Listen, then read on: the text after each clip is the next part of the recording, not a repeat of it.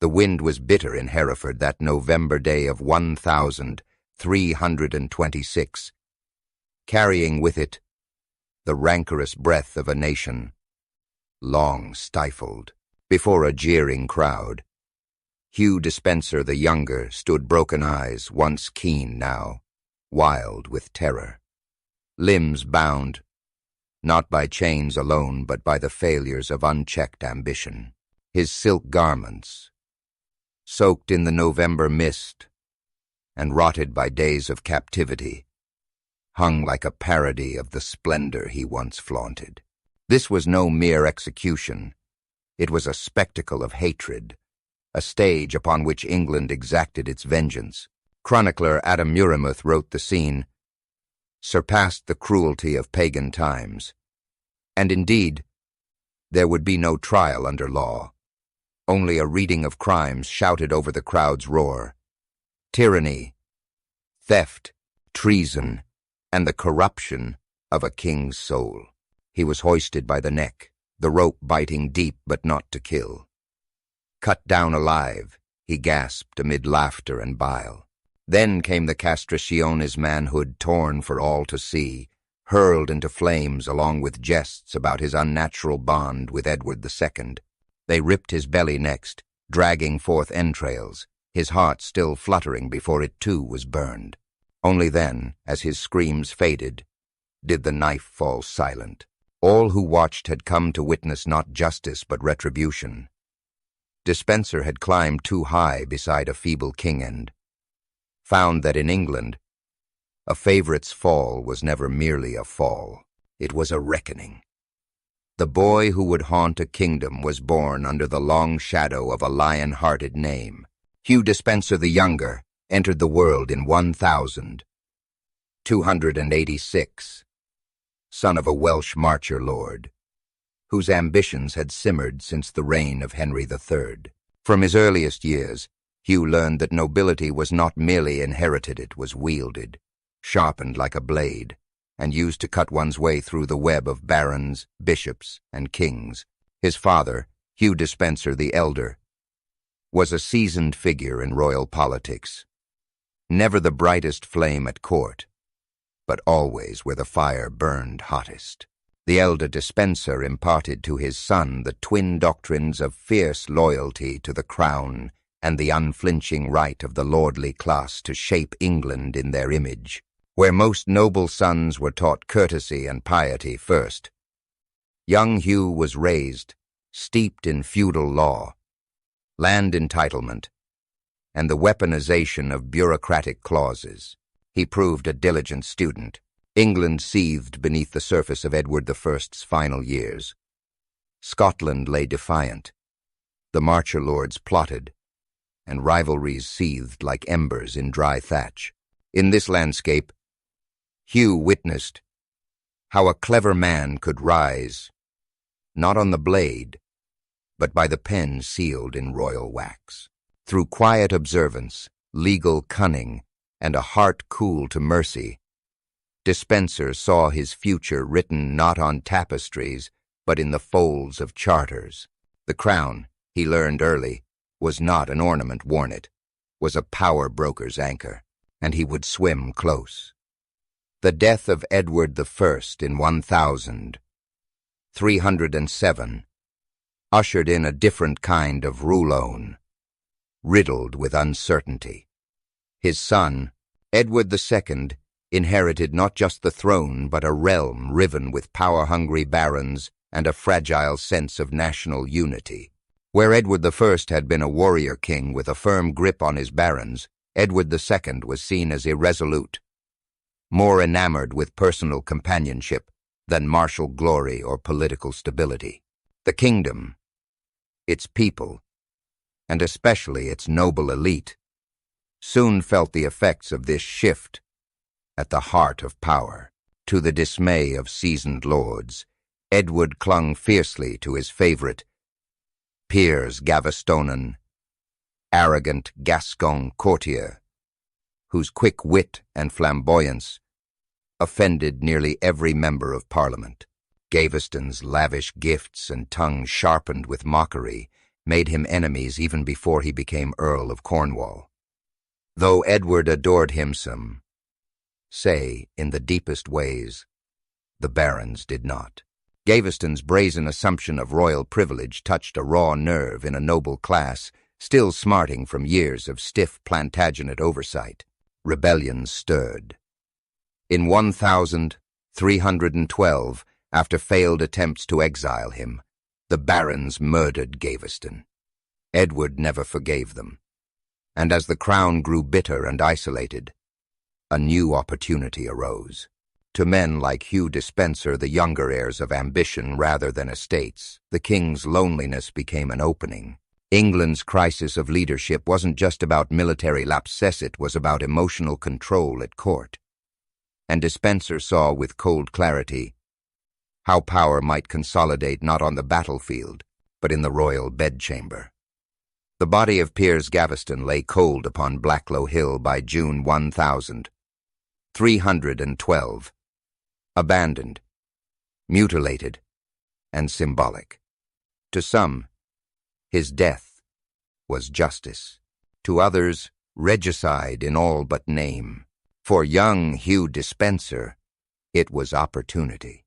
Gaveston's murder by rebellious magnates, chief among them Thomas of Lancaster, had struck a profound chord in the court. King Edward II, inconsolable, swore vengeance, but lacked the power to enforce it.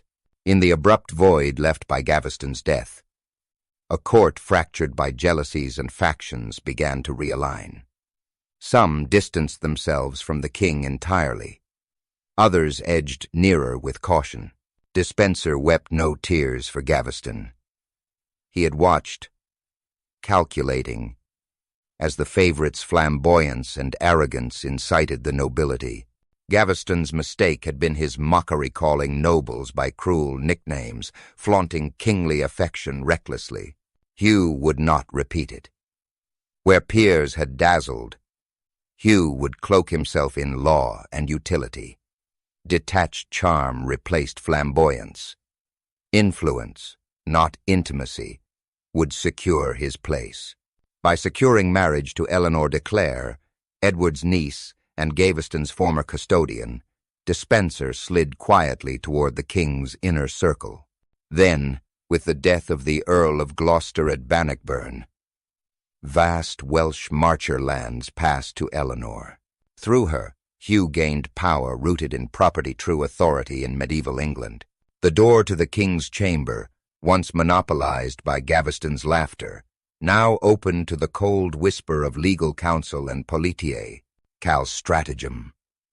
Hugh crossed its threshold not as a friend, but as something more enduringa, necessary evil cloaked in royal favor. The age of Gaveston's folly had ended. Despenser's age of calculated tyranny had begun. The court of Edward II shimmered with opportunity and peril in equal measure. In the wake of Piers Gaveston's brutal execution, a vacancy lingered not just in the king's bedchamber, but at the very heart of royal council. It was into this void that Hugh Despenser the Younger stepped. Not with music or foolish jest, as Gaveston had, but with parchment, petitions, and an iron resolve. He approached Edward not as a lover of pleasure, but as a man of purpose.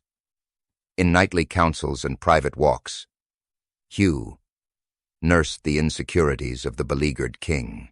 He became indispensable, soothing the monarch's wounded vanity, reinforcing his prerogatives, and offering a vision of control through legal exactitude. Where nobles had once mutinied with swords, Hugh promised domination through scrolls and seals. Their bond deepened empathy, shaded into obsession. Hugh, married to Eleanor de Clare, and now kin to the crown, placed himself at the nexus of bloodline and affection. He did not appeal to Edward's heart with poetry, but to his crown with dominion. Within months, the royal household was reordered. Despenser's name laced every proclamation. His presence eclipsed the Privy Council. Nobles grumbled. Bishops withdrew. What Hugh had seduced was not merely a king, but kingship itself. And through Edward, He ruled quietly, absolutely. What began as courtly allegiance darkened into a codependency that fed on paranoia and pageantry. The boy who once chased inheritance in the Welsh marches now held the throne by invisible chains, legalistic, intimate, and unbreakable. By 1318, Hugh Despencer the Younger was no longer merely a nobleman's ambitious offspring. He had carved a path to the very center of English power. Appointed as Lord Chamberlain to King Edward II, Despencer gained command over access to the monarch, mastering the corridors of influence with icy precision. Where Gaveston had flourished through charm and extravagance, Despencer ruled through calculated politicking, ruthless legal manipulation, and an unrelenting appetite for control. As Chamberlain, he converted royal patronage into personal currency. Key positions went not to the worthy, but to those beholden to him. Rivals were stripped of rights through fabricated charges or manipulated judgments. His knowledge of the legal code made him particularly dangerous, turned laws meant for justice into instruments of personal gain. Behind the veneer of courtly ceremony, Despencer quietly constructed an empire. He seized estates through obscure inheritance claims, weaponized debt collection, and tightly gripped the council's agenda. The court's whispers grew darker, a nest of spies, secrets traded like coin, monasteries coerced into silence. The marcher lords, whose wealth and autonomy defined the borderlands, felt his pressure most deeply. Many saw Hugh not as a political steward, but as a predator cloaked in silk and parchments. Edward, ever dependent, deferred to him more with each rising sun. Despencer became not merely the king's servant, but the dark architect of his reign. Senior nobles looked on, enraged and impotent. The kingdom, they feared, moved not with royal will, but with the desires of the man behind the throne. Despencer no longer needed daggers in the dark. He held the pen that shaped England's fate. As royal chamberlain, he rewrote the rules not merely to govern, but to dominate. His tyranny arrived, not with clashing swords or thundering hooves, but with royal writs and charters so tangled that even seasoned jurists bent knee or fled. He had weaponized legality, exploiting archaic claims, revoking noble inheritances, and engineering convictions through precedents only he bothered to remember. Trials blurred into condemnations. Titles passed hands not through blood but through Despencer's ink. Stained fingers. In the Welsh marches, he unleashed a reign of calculated terror. Nobles were accused of betrayal, imprisoned without trial. Their lands forfeited under obscure feudal technicalities. Widows wept as abbeys were turned into court outposts. Even priests whispered of the devil in court silks. At court, Hugh operated like a puppeteer. Edward signed what Despencer placed before him, his seal a mere echo of devoted trust or willful ignorance. Bishop Adam Orleton, himself a survivor of shifting allegiances, penned cryptic sermons warning of wolves, disguised as judges. Isabella, long silenced, watched as her stations, lands, and allies vanished. With every decree unrolling from Despencer's grasp, the Queen grew colder. The court rotted from within, its pomp hiding decay. Through this paper empire, Hugh grew godlike, a sovereign beneath the sovereign. Yet behind every stolen estate, every fallen house, resentment smoldered. The iron press of legal tyranny bound the realm tighter than chains ever could. And that tension, like all tightened cords, was preparing to snap. The Welsh marches, once a volatile frontier of warlords and shifting allegiances, now found themselves under the unyielding shadow of Hugh Despencer the Younger. From Ludlow to Chepstow, Castles that had once flown the colors of long-standing marcher lords now bristled with dispensers' banners black and crimson, like a threat stitched into the sky. Hugh's legal cunning had become his primary weapon. Through manipulated trials and crown-backed decrees, he disinherited powerful families under the guise of just governance. Entire estates were seized through arcane interpretations of feudal law, with Despenser's name inked in the margins like a curse. Nobles who had once wielded autonomy watched centuries-old rights slip into archives controlled by Hugh's private clerks. Fear took root like ivy across the region. The marches became a place of whispering halls and locked gates. Spies, often indistinguishable from household retainers or wandering friars, reported directly to Despenser. Dissent meant disappearance or ruin. Even churchmen kept sermons vague, lest a phrase be twisted as sedition. Yet, behind the mailed fists and writs stamped with the royal seal, paranoia brewed. Hugh's nights were restless, haunted by slights real or imagined.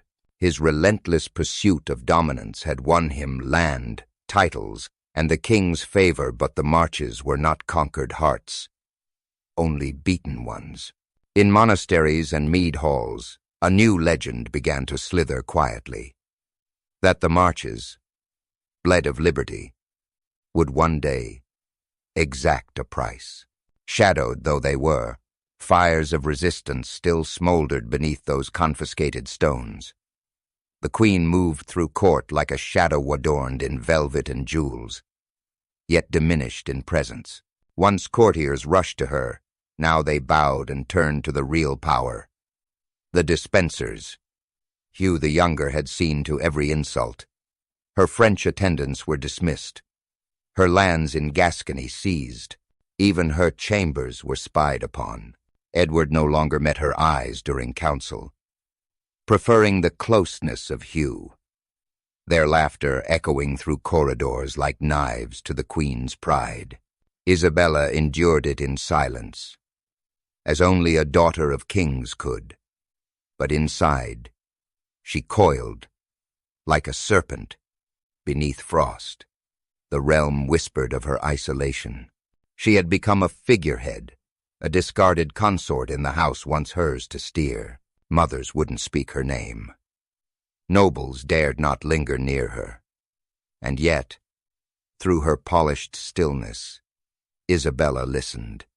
She took note of allies humiliated, of lords whose estates had been devoured by Despenser's insatiable legal claims.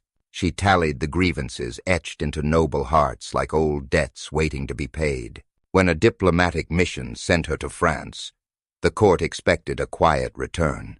Instead, Isabella vanished into the vineyards of her homeland and re-emerged with Roger Mortimer at her seat, a general cast from exile and ruin. In private writings, she called Despenser the rot at the root of England, a corrupter of kings, a son of hell hiding behind charters and laws. She now plotted not merely rebellion, but purification. England, disgraced and trembling, would see its queen unchained. Paris knew her well. Isabella of France, the daughter of a king, married to one, and now a queen without a throne. But in exile, she found clarity. The warmth of her homeland rekindled the fire that Hugh Despenser had long sought to extinguish. No longer hemmed in by Edward's court or forced to bow before the man who had stolen her dignity, Isabella moved through the French court with a quiet force. Her cousin, King Charles IV, lent his ear. Others offered whispers of support. Then came Mortimer Roger, bold in exile. His pride burned raw from imprisonment. Together, they plotted not just revenge, but restoration. She refused Edward's orders to return. She defied the letters, the bribes, and the veiled threats. Instead, Isabella issued proclamations in her son's name. gathering English exiles and northern mercenaries. Rumor spread like plague through dockside inns and noble halls. The Queen was raising an army.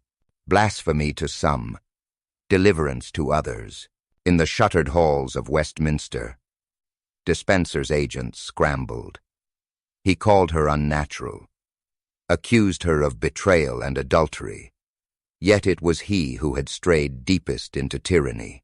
Isabella's voice, once decorative in court, now boomed across the channel with the fury of a monarch wronged. As sails tightened over the sea's wind, and as her allies donned chainmail and banners bearing the prince's arms, Isabella became what England had not seen in generations. A woman ready to wage war, not just a queen but a lioness unchained. The winter wind tore through Essex as Queen Isabella stepped ashore at Harwich, unbowed. Clad in steel-trimmed velvet beneath a silver breastplate, she exuded the cold finality of a woman who had extracted justice from patience. At her side rode Roger Mortimer Grizzled, grim and resolved. Behind them, banners lifted, lions rampant, the crosses of discontented barons, and the personal standard of young Prince Edward. England, so long bent beneath Hugh Despenser's yoke, now seemed poised to recoil. What began as uncertain rebellion quickly surged into a march of vengeance. Towns opened their gates. Bishops sent silent blessings. Nobles who once trembled before Despenser now rallied to Isabella, cloaked in righteousness and revenge. The Welsh marches, once Despenser's private domain of fear and confiscation, stirred with rebellion. Castle gates slammed shut in his face. Letters once bearing his seal now burned in hearths across the realm. Edward II faltered. As Despenser urged resistance, the king hesitated, watching his court unravel. Despenser's holdings, absolute, crumbled. Entire families he had ruined returned to arms, spurred on by lost land and deeper wounds. Meanwhile, the public's hatred foamed into open celebration. In marketplaces, effigies of Despenser were dragged through the mud, their limbs torn by laughing mobs. Old ballads were turned into parodies, mocking the fallen favorite. The man who once dictated royal law found no ally, no refuge. Cornered, Edward and Despenser fled west toward Wales, toward crumbling loyalty. But vengeance does not sleep. A crown storm was coming, and its boots already thundered across England's roads. When Queen Isabella landed in England in September 1326 with her makeshift army of mercenaries, discontented nobles, and her ally Roger Mortimer at her side, the collapse of Hugh Despenser's regime began not with a battle, but with an exodus. Nobility and clergy, long aggrieved and terrified, abandoned Edward II and his favorite near instantly. Cities refused them entry. Once loyal barons declared for the Queen. By October's end, the kingdom was slipping away like sand through Despenser's clenched fist. From the opulence of court to frantic flight, Hugh and Edward fled westward, seeking safety in Despenser's fortress in Glamorgan, Wales. It was a desperate march, marked by dwindling retinues, hunger, and betrayal. News of the elder Hugh's capture reached them days before confirmation of his grisly fate. He was executed at Bristol, hanged and decapitated, his corpse desecrated to sate the rebels' hatred. The younger Despenser's fall came soon after. Betrayed by Welsh allies, bribed or cowed by Mortimer, he was seized near L'Entresant, disguised in rags and clutching forged writs of immunity. Hauled in chains to Hereford, the rebel's judgment was swift and without mercy. As he stood for sentencing, stripped of his robes and authority, the man once feared across England now trembled.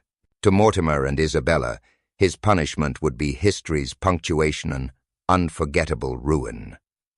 Let England's memory never forget what he made of law, an observer wrote. Despenser's house had risen on cunning, sustained by terror, and now crumbled beneath the boots of vengeful justice and popular rage. The people gathered under gray November skies, feet sunk in mud, breath fogging in the cold. Bells tolled from Hereford's cathedral, not in mourning, but in anticipation. They had come not to witness justice, but vengeance. Hugh Despenser the younger, once draped in silks and armored with royal favor, now stood trembling in chains. Dragged through the streets, he was half-starved, his once-groomed beard matted, his crimson garments torn and stained. Children ran beside the cart, hurling dung and curses. Mothers pointed and spat. His eye-sensé, sharp and calculating now, darted like a cornered fox. Queen Isabella watched from high beside Roger Mortimer, her face pale and composed beneath a war helm. There was no trial, only the reading of an exhaustive list of accusations: sextortion, treason, the corruption of the king, and the theft of England's dignity. He was hanged, but cut down before death. His cries became screams as his genitals were severed and cast into flames before his eye, symbolically severing the bond with Edward II. His entrails were drawn out, his heart lifted and thrown into fire. At last he was beheaded and quartered, his limbs carted to cities as warnings. Each act was methodical, a ritual of retribution meant to cleanse the country through blood. The mob erupted in joy, but an unease lingered beneath the cheers. They had not simply killed a man, they had unmade a kingdom in flesh and fire. Despenser's terror lingered still smoking on the pyre. At Hereford, the air was thick with anticipation, sour with sweat and smoke. The makeshift gallows rose like a macabre altar in the heart of the town square, bedecked not with symbols of justice but of vengeance. The amassed crowd, peasants, soldiers, noble-swaited, restless and rapt, as if gathered not for justice, but for theater. And indeed, that's what it had become. Hugh Despenser the younger was dragged into view, gaunt and dirt-smeared, his noble bearing now a cruel parody of former grandeur. Once cloaked in velvet and decree, now he wore only a tattered tunic, bound hands, and the weight of England's collective hatred. His executioner's iron-faced men of Isabella and Mortimer displayed the condemned like a fallen beast. No cleric read him final rites. No friend dared speak his name. A long list of charges was read for tyranny, theft, legal perversion, and unnatural intimacy with the king. There was no trial, only performance. The spectacle began. Despenser was hoisted by the neck, then cut down, gasping. The blade came next. Castration, burning of his genitals before his eyes. Then the disembowelment, unhurried, deliberately a grotesque offering to public fury. His heart was wrenched from his chest and fed to fire. When death finally came, his body was quartered, pieces dispatched to the corners of a realm he once ruled. Cries of jubilation echoed through Herefordshire. Laughter, songs mocking his fall, excrement hurled as tribute to justice. A tyrant had died. A message had been writ in flesh. The cries of the crowd rose like waves against the old stones of Hereford, echoing with a fury that could not be reasoned with. The square was drenched in anticipation, thick with the breath of thousands, hungry not just for justice, but vengeance. Hugh Despenser the younger, once draped in silk and edicts, now stood shackled, gaunt, hollow-eyed, beneath the gray November sky. A scaffold of fresh timber loomed above him, decked in banners bearing images of the crown mocked by half the crowd, mourned by the other. Queen Isabella stood apart, veiled, and crowned with iron resolve. At her side, Mortimer watched with stony silence. The charges were read, not as a formality, but as performant treason, theft, sodomy, tyranny, desecration of noble blood. Each accusation was punctuated with jeers and whistles from minstrels whose mocking songs twisted his name into a curse-laced ballad, already spreading across taverns. He was raised, hung, then cut down before death claimed him.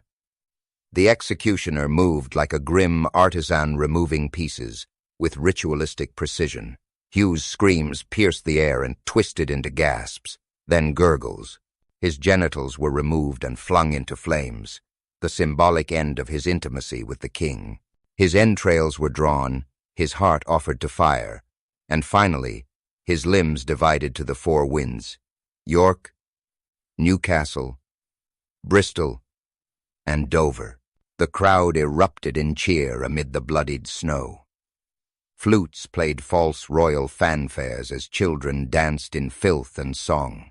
Hugh's death had become England's grim carnival of closure. Ash settled over the throne once occupied by Edward II. But it was not only the ruin of a king that lingered, it was the echo of a regime steeped in paranoia, cruelty, and favoritism now violently dismantled. When the dust of the dispenser tyranny settled, Queen Isabella stood triumphant. England, governed by a regency. In the aim of the young Prince Edward, lands clawed from rightful heirs were returned.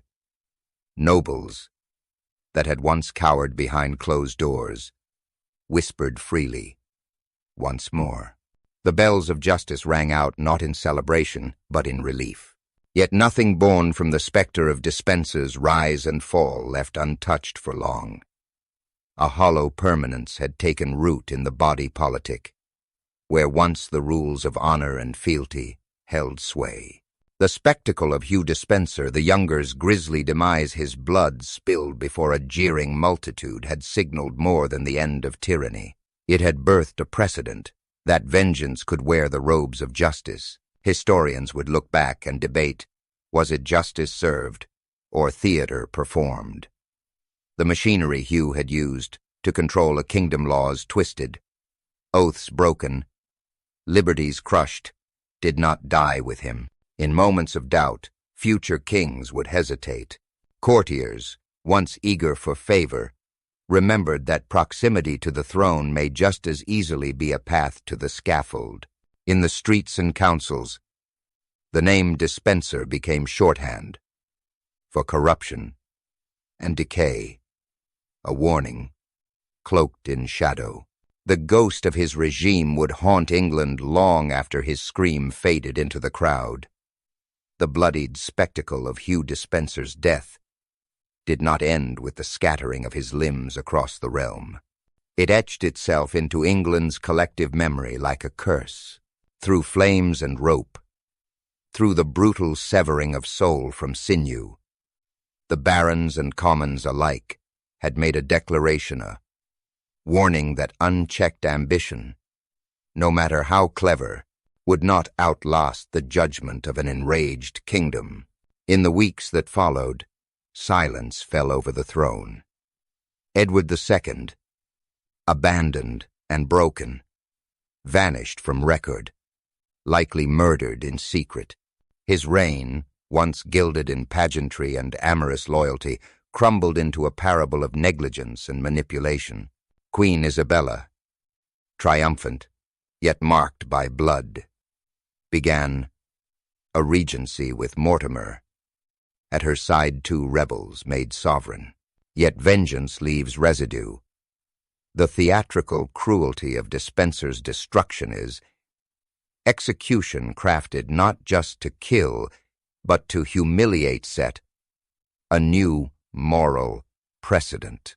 Not justice through law, but theater through agony.